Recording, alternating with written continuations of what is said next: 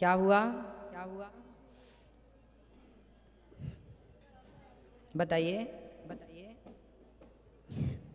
बोली जी मेरे बेटे ने हमसे कहा कि तुम पापा को अगर आखिरी टाइम जो है बालाजी ना ले आते शायद हमारे साथ होते।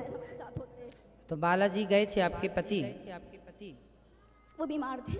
बीमार थे? जी, उन्होंने हमसे कहा कि अगर तुम लेके नहीं जाओगे तो हम अकेले निकल जाएंगे। ठीक तो है। हमने कहा आपकी तबीयत खराब है, हम साथ में चलेंगे। तो हम लेके बालाजी आए थे। यहाँ पे आने के 15 दिन बाद उनके क्या चले गए वो?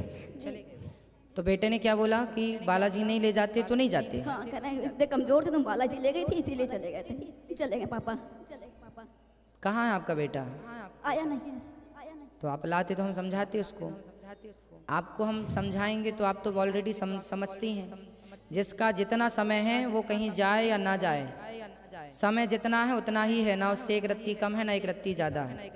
इसलिए बच्चे को ले आना, हम उसको समझा देंगे। ज़्यादा वो धार्मिक है भी नहीं गुरुजी। कोई बात नहीं, धार्मिक होना ना होना उससे कोई लेना देना नहीं है। आप तो हमारी बात करा देना, नेक्स्ट जब भी लाना तो हमसे मिला देना, ठीक है?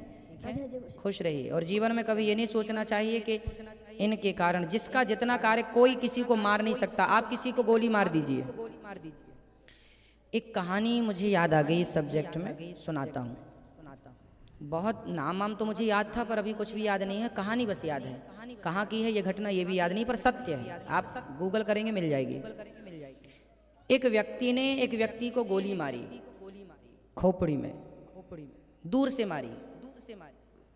तो उसके कान को छूती हुई गोली, पीछे एक पेड़ था नीम का या कुछ का भी, तो वो गोली जाके उस पेड़ में धंस गई, ठीक है?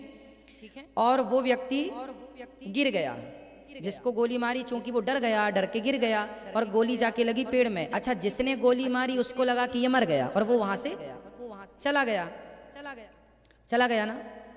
अब वो तो चला गया और उसने अपने आप को गोली मार ली। जिसने उसको मारी थी उसने अपने आप को गोली इसलिए मार ली कि मैंने इसको मार डाला, अब तो जेल जाऊंगा, तो वो मर गया।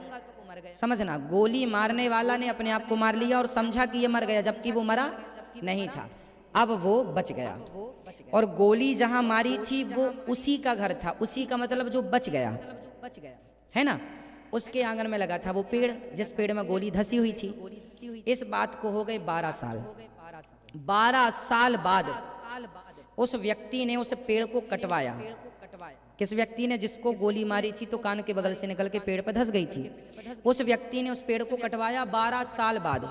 और जब कटवाया तो काटने वाले ने कुल्हाड़ी मारी, संयोग से वो कुल्हाड़ी उस गोली में जाके लगी और गोली वहां से निकली और ये साहब वहीं टहल रहे थे, तो वो गोली इनको लगी और ये स्पॉट पे मर गए। मरना उसी गोली से था पर 12 साल बाद मरना था, तो देखो वो गोली पहले पेड़ में इंतजार करती रही। कहने का अर्थ ये हुआ, हानि लाभ जीवन मरण ईश्वर के अधीन है। जब तुम्हारी मृत्यु होगी तब ही मरोगे, नहीं गोली भी कोई मार दे। क्या हेलीकॉप्टर की दुर्घटना में सारे लोग मर जाते हैं पर एक आध बच जाता है? क्यों बच गया? सारे मरे थे तो वो भी मर जाता, लेकिन नहीं, जिसकी मौत नहीं थी वो नहीं मरा, जिसकी थी सब ईश्वर के अधीन है।